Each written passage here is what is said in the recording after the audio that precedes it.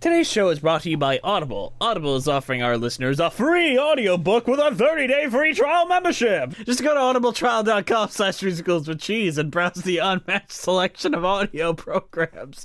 Download a title free and start listening. It's that easy. Go to audibletrial.com/musicalswithcheese. All right, on to the real show, kids. Hello, I'm Jesse McAnally. And I'm Andrew DeWolf. And welcome to Musicals with Cheese, a podcast where I try to get Andrew to like musical theater. How are you today, Andrew? Oh, I am just wonderific today. That's a new word. I just invented it. Well, hello again. And what are we talking about today, Andrew? We're going to talk about Hello Again. What? Again. We've actually done this twice. Yeah. This is our second time recording this because Jesse was a little too drunk the first time. Yeah, so Jess hasn't drank anything tonight, I don't think. Is that correct, Jess? I have not drank. I am off drinking for at least a few months. Because of this episode. That's the actual reason. It was so totally unlistenable. Hello again. Hello again.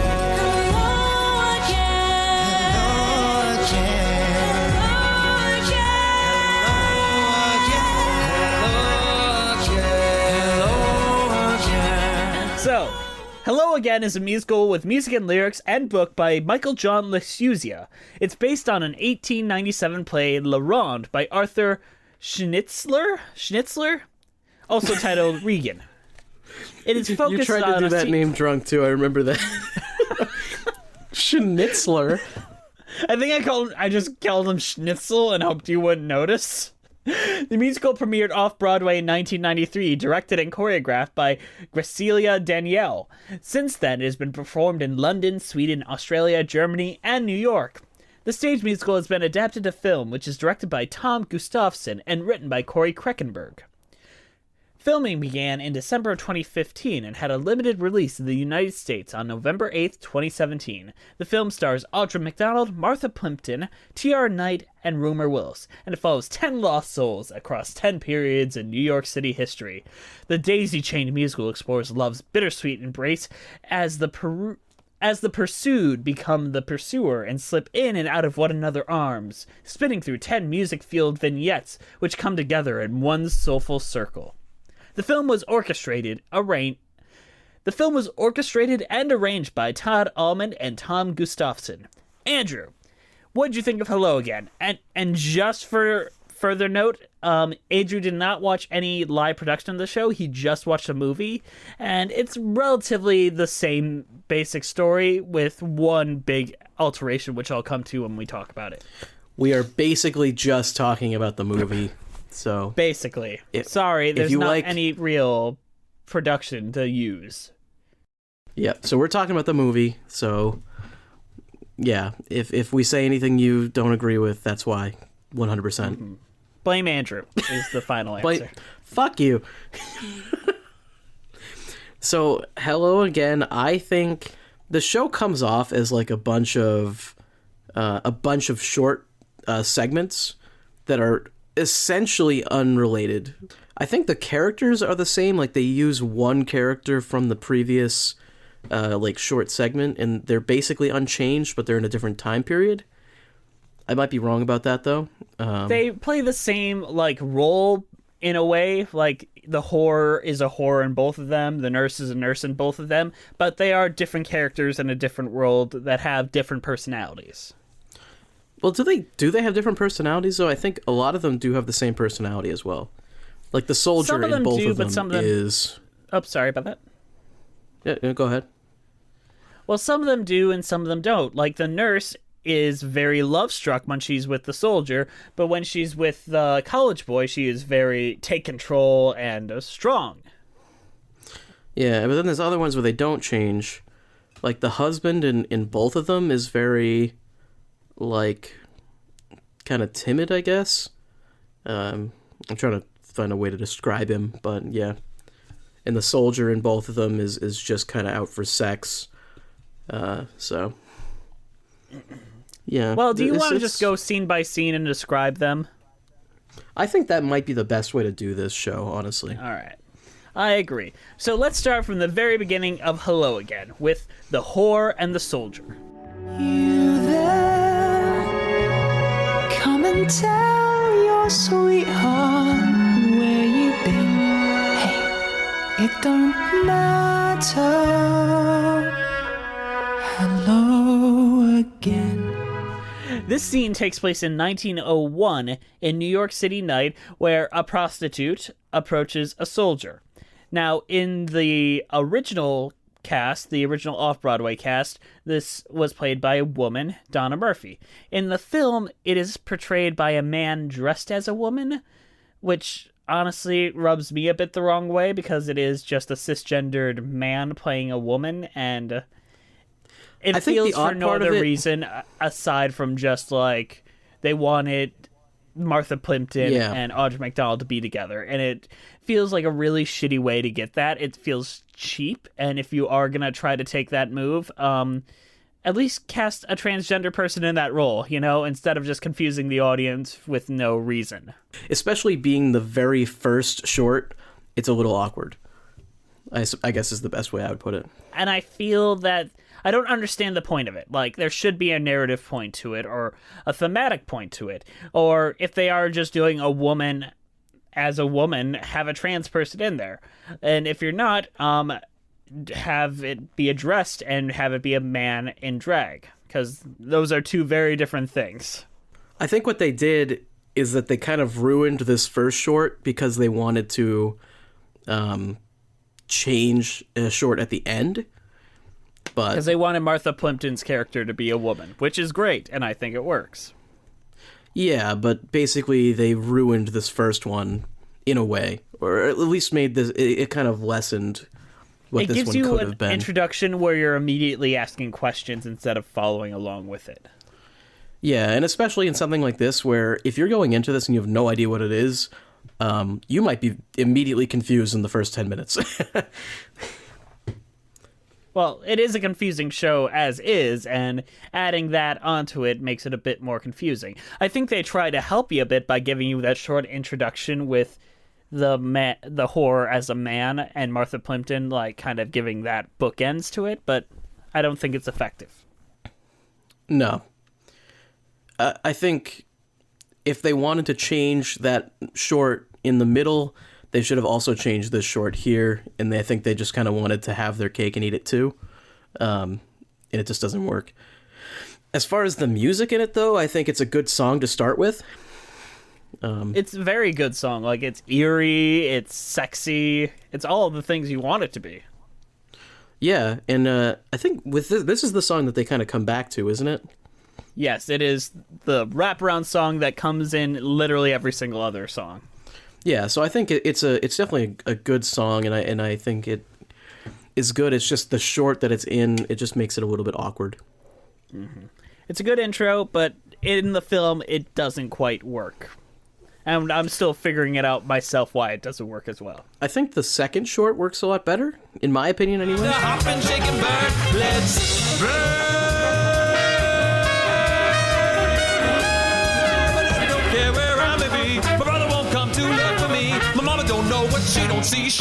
She don't see. Burn, baby, come on, burn with me. Let's talk about the soldier and the nurse. Andrew, describe this scene for me. And kind of like an immediate transition where, in my first time watching, I didn't even recognize that it had transitioned. I thought that it was like the same scene, and so I was a little bit confused at first, but then I kind of caught on. But they kind of go where the soldier is just immediately goes to, I think he goes to like a diner or something like that, or a bar. It's like a town hall, like a VFW hall. Yeah, it's something like that, and he meets, well, they call her the nurse in this, but I don't think she was a nurse, per se, was she? I think she was like an army nurse, maybe set up there as like a posing as one, like, because military nurses. He wants to have sex with her, so he kind of flirts with her and then brings her out to a car, and they have sex. And the nurse wants to stay with him, but he doesn't care, so he leaves. He just wanted to to get his eternal nut out and do it with her, and she's wants the love. She's like, "You said I was pretty, right? You mean that you like me, right? Do you actually like me?" And he's like, "Yeah, whatever." She's like, "You're gonna go back in there and talk to that redhead." It's got kind of a weird, like, American Psycho vibe to it almost, because he's like in the mirror looking at a picture of her and like jerking off. But I like this part. I think it's one of the better shorts in the entire thing. Well, you were a big fan of jazz. Yeah, and I think a big part of it is they do the 40s. It takes place in the 40s, so they do the jazz thing, but I actually really like the song, and I think it works really well. I love, like, the instrumentation of this entire film. I think it's perfect. And there's little things throughout the entire show, but in this song, like, Todd Allman adds, like, this screaming noise in the middle of it that just gives it this, like, out-of-world, like, experience that of, like, the sexual encounter. And I just think it's so cool. Like, it's one of those things that, like, any other orchestrator probably wouldn't have thought of. It's a good song, and I think if I were to recommend a song from the show, me personally, I would recommend this one. I don't actually know what it's called, though. I don't know what the songs are called. To be honest, they don't really mention names or anything. I've got a little time. I've got a little time. I gotta spend it wisely. Yeah, because he's about to get shipped off. Which is later used in the Titanic scene where he is trying to convince the young thing, like, we only have a little time. We've got to spend it wisely. Where I don't understand the reinterpretation of the songs in this show.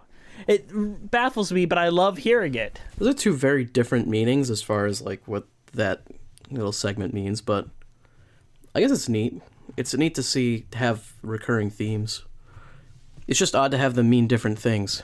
It is, but I also think that adds to the re-listenability and rewatchability of this film, where it's like, oh, that's from Tom, and that one is from In Some Other Life, and that's reinterpreted here, and that comes in later. There is a line said in this, like, in this song called Your Mama Don't Know What She Don't See, which is used in the next song the nurse sings to the college boy, which I find interesting, so we're going to talk about the nurse and the college boy. Your mama don't know what she don't see.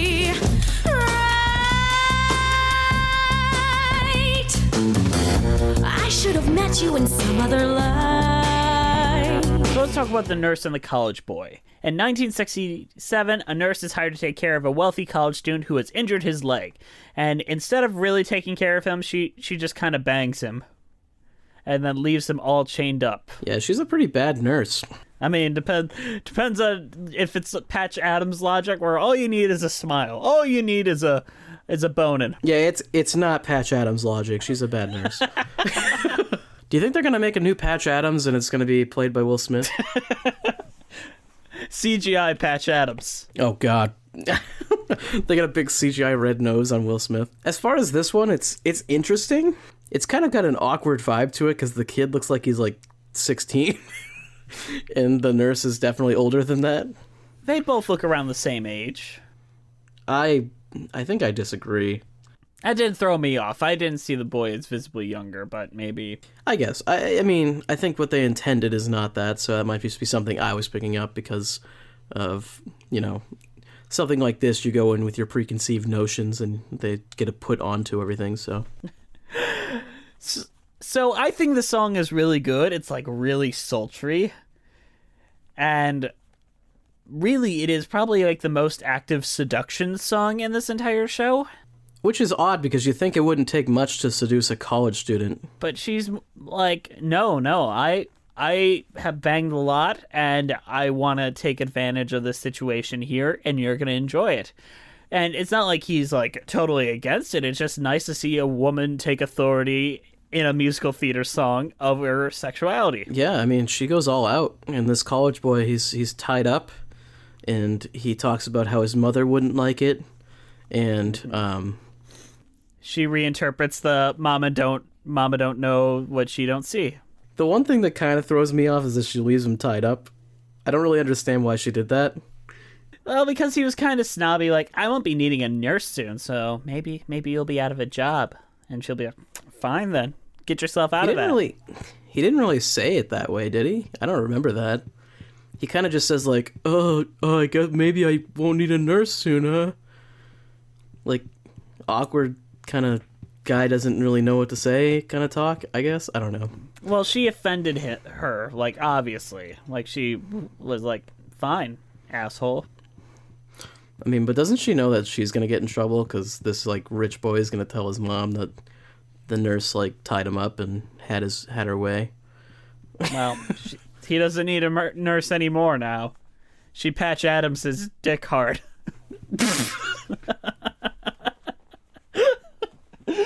Let's talk about the next song. I have to just think of before she gave in to, before I could have her, most likely succeeding. College boy and the young wife. This one's weird. Describe it for me, Andrew. So, like, the college kid from the last one and Bruce Willis are watching a movie. Bruce Willis's daughter, Rumor Will. She's lovely. She's Bruce wonderful. Willis's daughter. She's wonderful. And she looks a little bit too much like Bruce Willis, but... Like, she's a beautiful woman, but you can't not see the Bruce Willis features in her face, and it just throws you off. She really wants to give him a blowjob, and he can't get hard. Which, I mean, this is a common thing. This happens to most people. You know, you ever been at the movie theater and your girl's just like, I want to give you a blowjob, and you're just like, I can't get hard. You know, that happens. I don't really know how he ends up getting hard, but it does happen. He Patch Adams in her mouth. Yeah, and then he won't kiss her on the lips. And it's sad. It's sad, and she's just like, I cheat on my husband to suck this guy's dick, and... You can't even kiss me on the lips afterwards. Exactly. Look, if someone gives you a blowjob and you can't kiss them on the lips afterwards, that's like the highest of offense. Taste your own dick. No, but like, in all seriousness though, like, this is a really sad one. Actually, both of the ones with this young wife character are tragic. It sucks to see her in these terrible positions. And, like, she describes a time when they were having sex on a boat, like, and she's like, it was freezing and I was naked. Like, why would I enjoy that? Was this with the college boy, or was that with the husband? Yeah, afterwards? that was with the college boy, and she's like, it was God. great last time when we were in the boat. She's like, it was freezing in the boat and I was naked, and oh, that's gross. Let me guess, he wasn't naked. But the college boy does sing, he reinterprets the nurse's chorus from the last one, I should have met you in some other life, to her. I'm just going to try to keep up with those as we go, but that was Keep a going. reinterpretation. What do you think of the song in this one? Not the greatest. I mean, it's catchy, but in the original production, I find it a little bit boring. Like, but with Todd Allman adding, like, all the unique, like, vocal flares to this song, it comes a little bit more interesting. It's a build-up. It's like, ba-da-da, ba-da-da, ba-da-da, ba-da. You know, it's like, it's reflecting, like, what a blowjob, in theory, is like. It's like a constant build until the final release. You know, Jess, why are we talking about this? We have a bunch of, like, teenager fans. Do you think that teenagers aren't aware of what blowjobs are? I think they're aware of it. I'm just not sure legally we should be talking about it to them. Talk to your parents about the birds and the beebs. Birds and the beads. Learn all about it. If you ever see a bird flying around with some beads dangling, you know how to pull them. Just ripcord that bird. Either way. Oh, no. I reached the park and he appears. That brilliant smile, those two-tone shoes, his eyes are green. Next is The Young Wife and the Husband. This one takes place in 1956. A married couple are getting ready to see a play for their first anniversary. The wife, who is significant... Yeah, an opera. The wife is significantly younger than the husband, and the husband is like, yo, girl, I hear your friend's cheating on her husband. That ain't good. That's really bad. It's morally bankrupt, which is reinterpreted from what the wife said in the last song in this one. And Yes. basically, he's like, you do not cheat on me, and the greatest of adventures is marriage, and you're living it, baby. And she tries to bang him, and he's like, nope. And then I ain't no ho-ho. And then she goes in the bathroom and touches herself, singing probably my favorite song in the entire show, entitled Tom. When I think about you, I touch myself up. Nope, that was not my favorite song. But at the same time, I leave a tip, da da da, and then he comes, the two-tone shoes, the greatest of adventures of my life. You know that one. That's pretty good. That was pretty good, actually. I can't remember my husband's name. I can't remember my lover's name, but I do remember my stranger's name. That one. And his name was Tom. It was Tom. Great song, and Rumor Willis pulls it off very well. This is probably my interpretation entirely, but I'm pretty sure the husband is gay. Like, in the closet gay. I mean, with the connection to the next scene, I can see why you'd think that. I completely understand I thought that before the second scene happened, though. Like when I first watched it, I thought that. Because, one, he completely rebuffs her and doesn't want to have sex with her at all. And then he goes upstairs and he turns on a TV or something and he starts jerking off. So, like, I don't know what you're supposed to interpret from that other than he doesn't find his wife attractive, but I think it's like he's in the closet gay and his wife is just a cover, and it's sad. Mm-hmm. What do you think he was jerking off to? The Dick Van Dyke Show or something? That would make sense. I mean, Dick is in the title. And Dick Van Dyke was an attractive man in the 50s. And a very good dancer, even to this day. Mm-hmm. So I'd jerk off to Dick Van Dyke. I've got that emotional connection. I already have. It's called Mary Poppins 2, baby. I think that this is probably my least favorite scene, but my favorite song, if that makes sense. Because I don't really... I think this is actually my favorite scene, and... Not my favorite song, though. It's my favorite scene, though, but it's a good song. I just think it's so sad. It is, and you just see the sadness in Rumor Willis's eyes as she performs it. The one thing I would have changed is I think Tom should have been the soldier. I think they should have brought the soldier back and had him be Tom. I get why they didn't do it in the film because it would confuse the Jay-Z chain, but I get what you're saying. The only thing I don't like about it in the movie is they film it all in Central Park, and I'm really sick of people filming things in Central Park because I find Central Park boring. Fuck off, Jess. This isn't Mr. Popper's Penguins, okay? Like, come on. Like, I've walked around Central Park for a long time, and I'm just bored. The only interesting thing in Central Park is looking at Dana Barrett's building from it. Yeah, I mean, that's cool and all, but, like, come on. You got that restaurant that closed? What was it called? It was also in Ghostbusters? I mean, really, the only reason to go to New York City is to see shit from Ghostbusters, okay? I mean, come on. Fair. You want to move on to the next one? I want to live what's left of it right here and drink to us and toast to you and toast myself. All right, Andrew, describe this scene for us. So, a young man sneaks onto the Titanic. He's a stowaway, but he meets this gorgeous woman. And then the ship sinks, and they die. Okay, I think you're watching the wrong film. Oh, shoot, no, okay, never mind. This is from Hello Again, right? Yes. Sorry. Okay, so a young man sneaks onto the Titanic, and he finds a gorgeous, older man, and then the ship sinks and they die. Yeah, okay, that's much better. All right, how do you like this song? I don't like this scene at all. What? Why? Well, number one, I think the Titanic is fucking cliche as all hell. But in fairness, the show came out before the Titanic movie. But still, I mean, come on. You can't have something in the 1910s that's not on the Titanic. Come on. Other shit happened in the 1910s. Fucking World War I? Come on. Like, you could have had him in the trenches or something. That would be neat. Blowjob in the trenches, you know? That would have been cool. Have the bombs, like, coming closer as he's getting closer to coming. Jesus Christ, Jess. The way you put that, it's like poetry. It's that, and it's like the husband is such a bad person in this scene. It's like, because he doesn't tell his little boyfriend that the ship's gonna sink. He lies and it's like, oh, everything's fine. Let me give you a hand job. Yeah, it's like, come on. Like,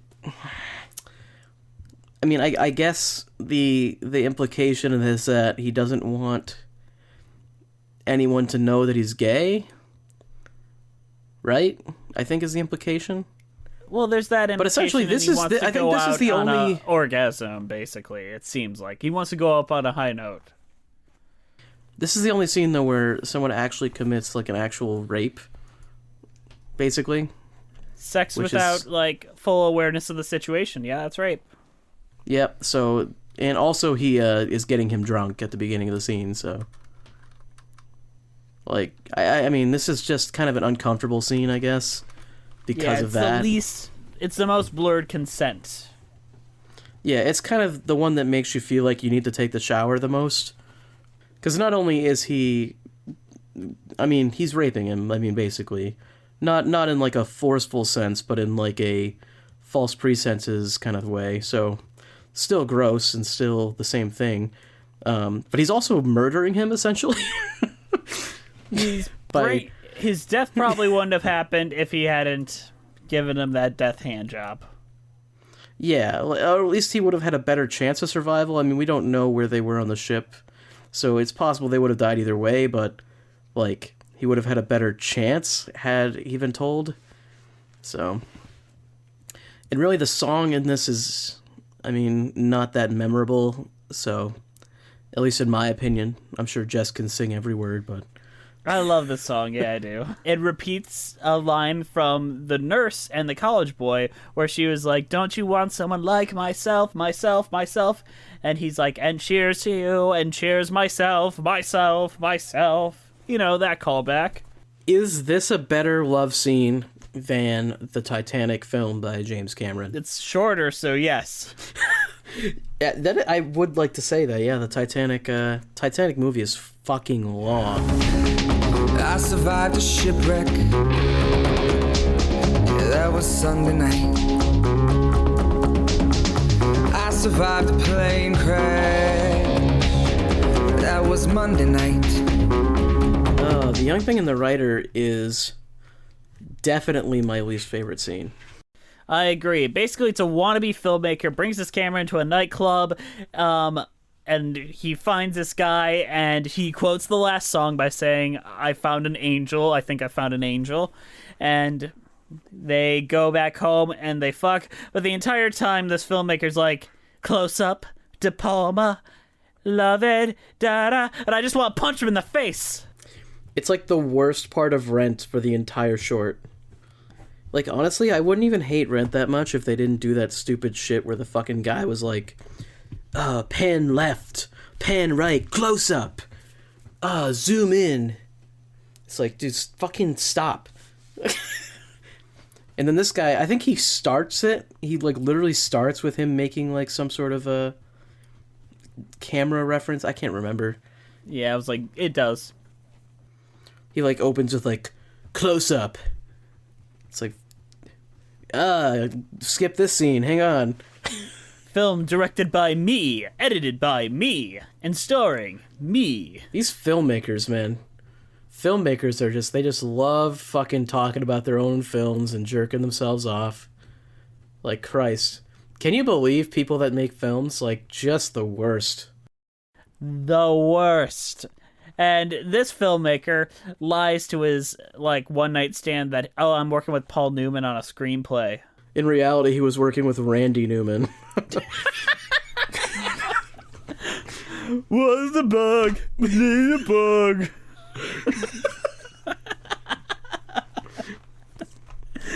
You know what? That would actually be cool. If I knew a guy working with Randy Newman, I might blow him. That's a fair point. So, this scene, not good. Probably the least good scene in the entire show. but at least he doesn't get to stay with that guy in the end, and he gets the comeuppance for being the horrible douchebag he is. Except for every single scene ends with that same thing happening, so it doesn't feel nearly as satisfying. Yes, but at least this time he deserves it. I mean, the husband deserved it too. The only one where they don't walk away at the end is the one with the husband and the young wife. Which is the one where you actually rooms. You want them to walk away the most. I think that's also the only one where they don't actually have sex.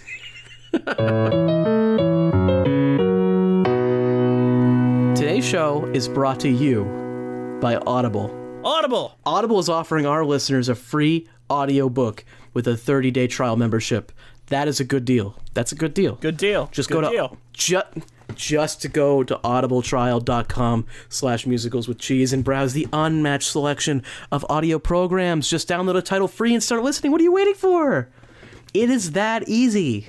It's easy. Literally, you can go to audibletrial.com/musicalswithcheese right now and just get started. Just download a book. You could get like a book about like words. You know, like that'd be cool to have. It's like words, but it's spoken in your ear. Why Audible? Audible content includes an unmatched selection of audiobooks, original audio shows, news, comedy, and more from the leading audiobook publishers, broadcasters, and entertainers. I'm going to suggest a book for you.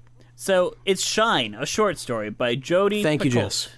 And it's narrated by Audra McDonald. Imagine having Tony winner Audra McDonald in your ear. Oh my goodness. Telling you the story. Oh my goodness, that's so cool. I can't even imagine that. All right, you ready to get back to the show? I'm totally down. Let's fucking talk more about sex. This is the sleaziest episode of Musicals with Cheese you will ever listen to. Promise, we won't get this graphic ever again. This is so sleazy. I'm actually wearing a suit with a bow tie right now. I don't actually know. I had to tell that there's 3 people behind me playing saxophone. I had to tell them to stop. That's how sleazy this is. You know my soul, my love. You know my heart, my love.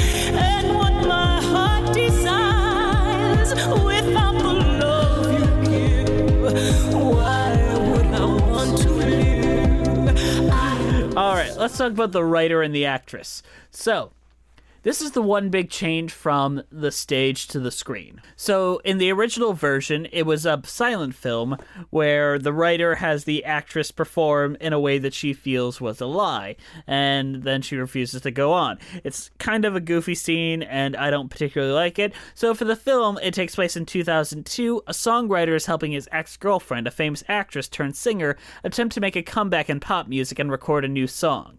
The singer is played by Audra McDonald, and then he convinces her to do auto-tune despite the fact that she can literally hit any note in the vocal language. I find it interesting that they made that change because what it does do is all 4 of the last segments take place in a pretty modern environment. Like, so everything after the Titanic, there's nothing pre-1950. Or even 1960, actually. Yeah, so he tries to build up her confidence in singing by banging her and telling her how beautiful she is. Then when she asks him to say that he loves her, he refuses and says, "You broke up with me, and by the way, I'm fucking your lover," and then walks out. Got 'em. Ultimate power move. This does have a pretty good little pop song. It sounds like Cher. It does sound a lot like Cher. Very much like Cher. It's very heavily Cher inspired, I bet. It's catchy, it's goofy, it's the right amount of fun, and it's a good addition for the movie. And it suits Audra McDonald very well. And it's kind of odd that they just kind of have sex, right there, but... Oh, well. The recording studio? Yeah. It's weird that they have missionary sex in that way.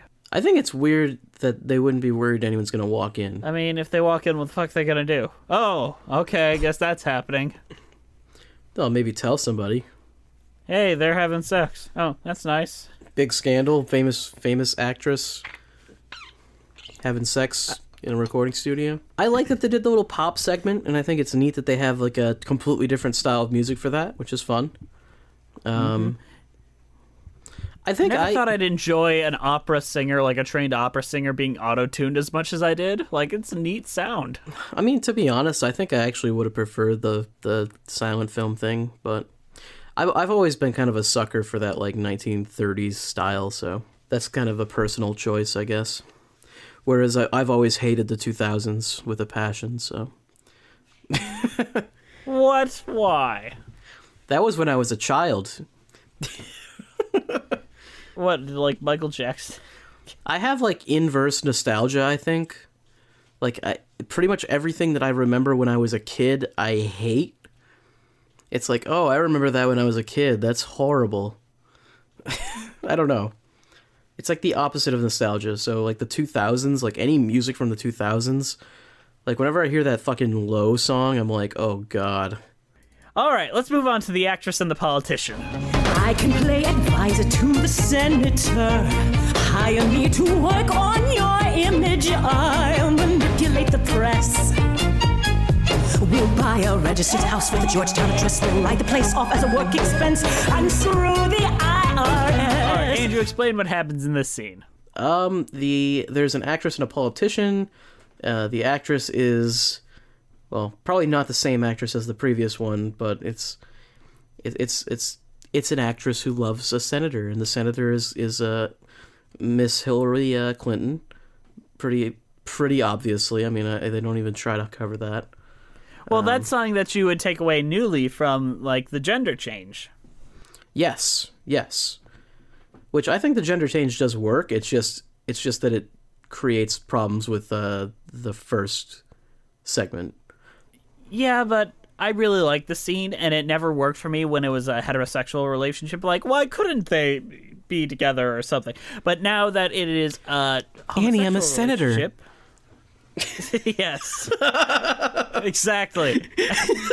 For those of you who don't know, that's a Star Wars Episode 2 reference, and didn't work there either. But here it makes sense because it is the 80s. Like, homosexual relationships were not as well regarded now as it was then as it was now. So, especially for politicians. So it'd be really bad if that... Yeah. So it would have been really bad if that got out. So this rings a little bit more true to life than it did before. All right. So, Andrew, what did you think of this song? I think the song is one of the better ones in the show. Yeah, I think of my favorites, my three tops are definitely the Soldier and the Nurse song, the Young Wife and the Husband, and this one here. So you and I are very close, except I'd probably put the Titanic song at a low number 3, Tom as 1, and this is number 2. So I just like jazz a lot. I like patter songs a lot, and I think this one's really great. Yeah, no, I agree. This is a very good song. Its political jabs are funny.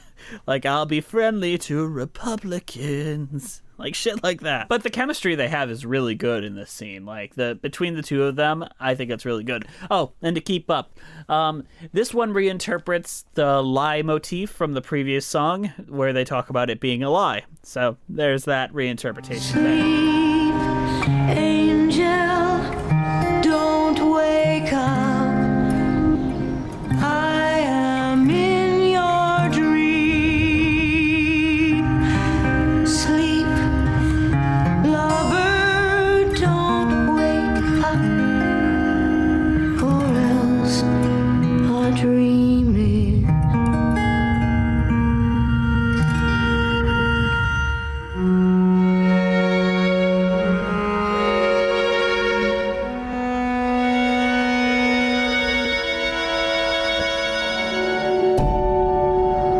If only I just kissed you.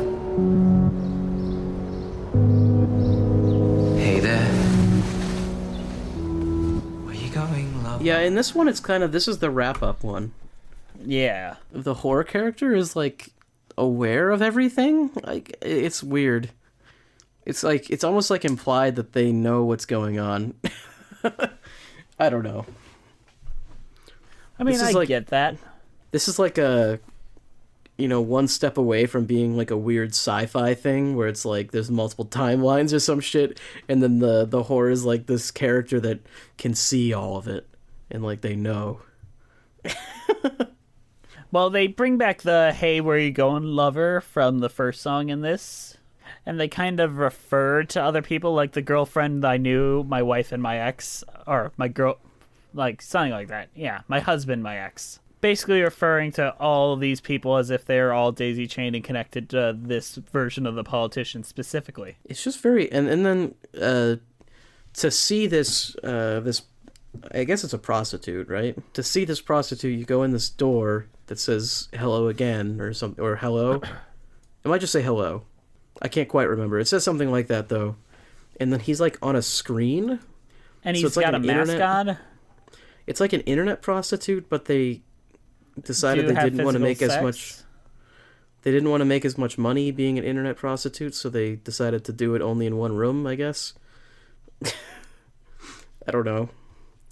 Why is he not just on the internet doing cam sex? Like, that's a thing, isn't it?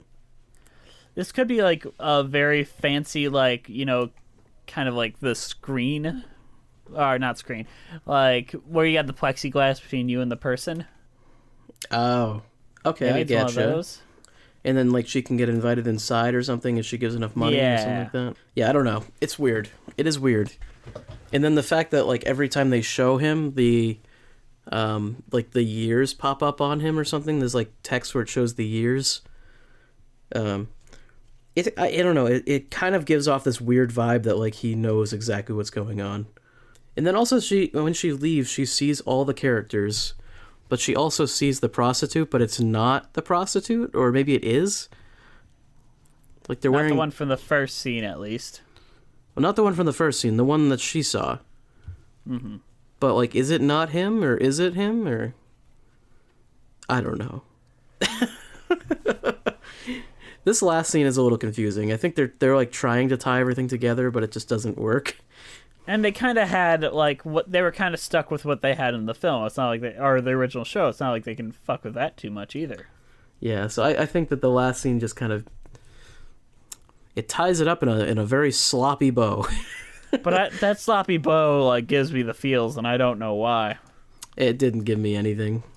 Like, when everyone starts coming back screaming hello again at her, I'm like, why am I feeling things? I mean, I didn't have any feelings. I don't think I have feelings, to be honest. I might be like a sociopath. Except when you're watching La La Land. La La Land was very emotional, and I cried. I sobbed and I clapped. I clapped when he was on screen. I clapped when I recognized him. Yeah, no. I didn't get that sad at La La Land. I like the ending, but... That one scene in La La Land where they fucking dance in space is stupid.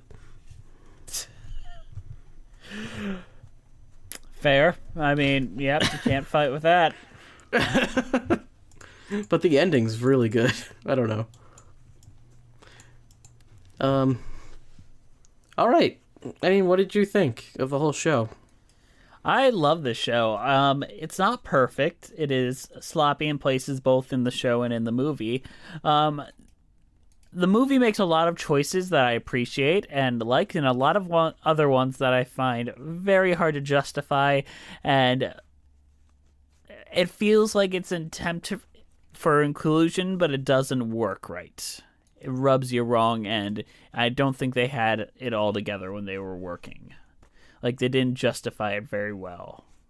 This show is incredibly hit or miss. And it's almost like I would maybe even like recommend watching like segments by themselves rather than watching the whole thing. Because there's like parts of this that I just wouldn't recommend, but there's other parts that are like, oh, that's pretty good. I will say that the subject matter is obviously very mature, considering every scene is a sex scene. So, not for everybody. There's obviously some people that are not into that whatsoever. In which case, you probably didn't appreciate our discussion of it. Yeah, it is a very sexual show, so if that's something that you are not comfortable with, it has a lot of that. Very frank sexual conversation. Yep, from pretty much every character. Including So. us. Yep, especially us. No. Andrew, what is your cheese rating for Hello Again? Hello Kitty's kind of like a grab bag, I guess. I guess it'd be hard to pick like one cheese for it. I guess I'd give it like one of those like sliced cubed cheese like platters where you kind of get like a bunch of different types of cheese. And, you know, some of it you like, some of it you don't like. And then the crackers that it comes with are maybe soggy. Because... I think that's a good answer. Yeah, so... Yeah, that's probably what I'd give it. I think it's a mixed bag. There's some good music in it. There's some music that's, like, passable. And then there's a lot of plot elements that are, like... There's some that I would say are just uncomfortable and bad. And then there's others that I would say are, like, actually pretty compelling. And then there's a few that are just, like, eh. So... Mm-hmm. Well, I'm going to give it string cheese because it all ties together and comes together as a whole. And little strands of cheese. Yep, it's you do need a degree in string theory to understand how it ties together, but once you have that, you're good to go.